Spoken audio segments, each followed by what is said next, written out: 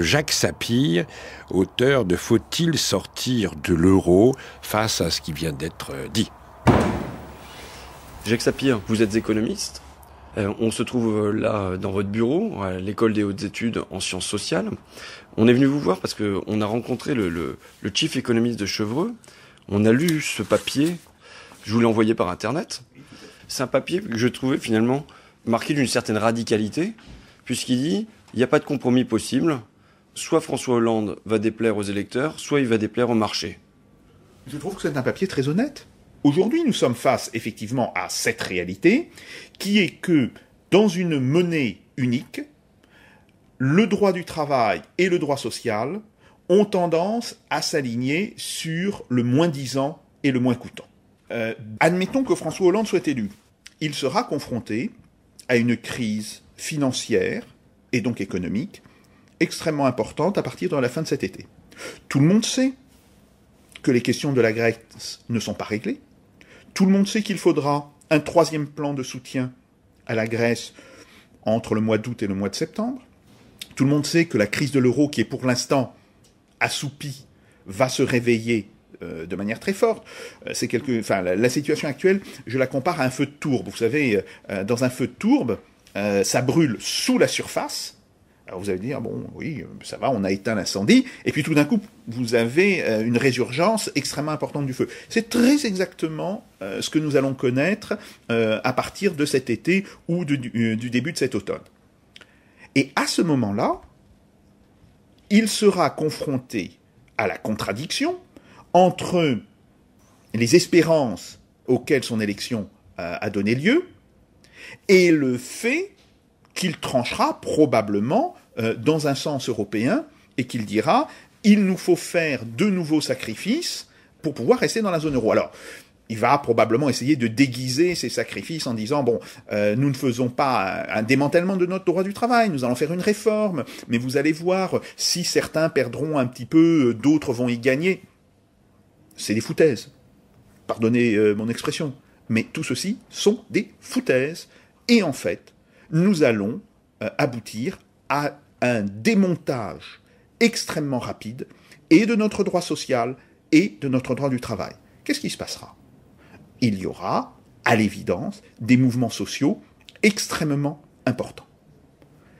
Et donc, je pense que M. François Hollande va se transformer en un Georges Papandréou français.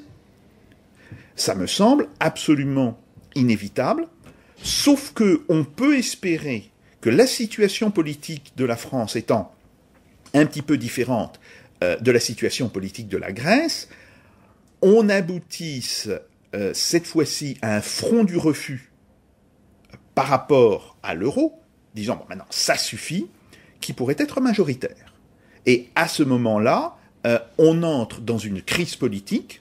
Je ne pense pas que dans ce contexte, François Hollande reste beaucoup plus que 2 ans ou 2 ans et demi au pouvoir.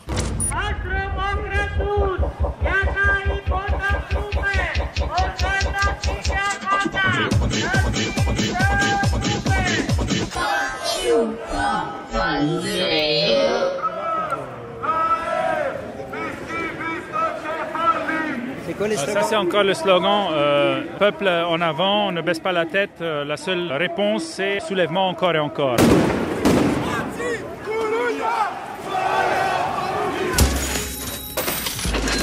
Les Italiens ont peur de l'avenir. Une crainte relayée ce mardi matin par les unes des grands journaux du pays. Pour limiter le poids de sa dette, l'Espagne multiplie les coupes budgétaires. Et les suppressions d'emplois font partie du plan d'économie. Le pouvoir a l'intention d'en détruire 630 000 en 2012. Comme ça, pas un pas en arrière. Pour la réforme, grève générale. Donc finalement, il se dessinerait dans cette campagne présidentielle la force politique de rechange pour quand le Parti socialiste aura capitulé devant les opérateurs de marché. Si François Hollande capitule, il y a effectivement une chance en France, c'est que en France, il y a un seul parti important à la gauche du Parti socialiste, le Front de gauche, et que par ailleurs, il y a des courants à l'intérieur du Parti socialiste qui, s'ils sont amenés à rompre avec le Parti socialiste, trouveront assez naturellement leur place au sein du Front de gauche. Donc, on peut tout à fait imaginer, par exemple dans des sondages au début de l'année prochaine, un Front de gauche à 30 ou 35% et un Parti socialiste réduit à 10 ou 15%. Évidemment, se posera à ce moment-là le problème de la légitimité d'une Assemblée nationale qui ne représentera plus ces nouveaux équilibres, et on voit bien que le basculement des forces politiques réelles par rapport à l'image légale des forces politiques telle qu'elle aura été enregistrée à la fin de ce printemps, ce décalage sera tel qu'il y aura un problème majeur de légitimité du pouvoir. Qui dit un problème majeur de légitimité, dit aussi un problème d'autorité. Il faut savoir que l'autorité découle de la légitimité. Quand les gens sentent que le pouvoir n'est plus légitime, ils ne lui obéissent plus. Et donc se posera la question de savoir, est-ce que le président prend acte de ce changement politique et dissout la Chambre ou pas?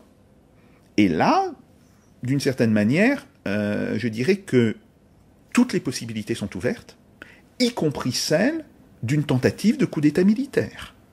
Et Michel Rocard, bon, je sais, on ne tire pas sur une ambulance et sur un homme à l'hôpital, mais il faut quand même se rappeler, Michel Rocard avait dit, il faut un coup d'État militaire en Grèce pour que la politique de la Troïka soit appliquée. Quand même assez étonnant. C'est un dirigeant du Parti socialiste qui aujourd'hui en appelle à la dictature militaire. Il faut voir à quelles extrémités en sont aujourd'hui les plus européistes de nos hommes politiques. Donc, aujourd'hui, nous avons une ligne d'évolution qui conduit à un pouvoir minoritaire se maintenant au pouvoir par la force, et une ligne qui aboutit plutôt à un pouvoir qui serait majoritaire, mais qui impliquerait une rupture massive avec le cadre européen et la zone euro. Finalement, vous êtes d'accord avec le chief économique de Chevreux, mais sauf que vous en tirez une conclusion opposée en disant, du coup, gardons notre droit du travail et sortons de l'eurozone. Oui, et si vous voulez, ce sera le choix d'un homme. Soit François Hollande fait le choix de l'Europe, mais à ce moment-là, il faut qu'il l'assume jusqu'au bout. Et il faut qu'il comprenne que ce choix de l'Europe est un choix de la dictature. Ou alors, comprenant qu'il devra sacrifier des choses auxquelles je pense qu'il est aujourd'hui très profondément attaché. Monsieur François Hollande n'a pas l'âme d'un dictateur. Comprenant quelle est la logique implacable à laquelle sa politique le conduit, change de politique et se décide de rompre avec la zone euro. Donc, si vous voulez, nous allons entrer dans des mois et des années de très grandes tensions sociales, économiques et politiques, et où je pense que chacun, que ce soit les citoyens ou les hommes politiques, chacun devra prendre ses responsabilités.